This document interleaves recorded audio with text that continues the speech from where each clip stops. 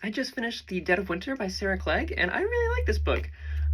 If you like folklore and folk history, I would really recommend it. I thought it was going to be a collection of kind of like horror gothic short stories or folk horror based in some of the folk tales around Christmas. It's not, but I still really liked it. It's a lot of history around the origin of a lot of these folk tales that we have around Krampus, around Christmas witches, around wassailing and the Merry Lid. So I would recommend it. I found it really interesting. The author made a lot of references to the darker side of humanity because it does say discover the darker side of Christmas.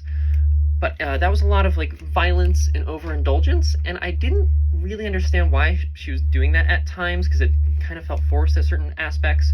But then I think it tied together really well. She was basically, from my understanding, refuting the fact that, these all come from some like deep, dark, violent, evil pagan rituals, which is not the case. A lot of these come from Christianity, and we have pretty clear origins for where these kind of blend in from paganism and Christianity and come together. And a lot of these rituals are more from the modern day too, because we like to constantly evolve our own folklore. So if you want kind of like a history of a variety of different Christmas folklores and see how they come together, see what they're based on, I would recommend it. The thing that also bothered me a little bit was that it kind of felt like an in-between of a historical kind of nonfiction book and a personal retelling of some of these things, because the author weaves in a lot of, I went to this festival, and uses that as a stepping off point. Like, I went to this festival, the Krampus runs, and then goes into the history of Krampus. And I think I would have preferred it to go one way or the other, because I do like to read just nonfiction historical books. So I think I would have preferred if it wasn't as in between, but for some readers, I think that will actually help a lot.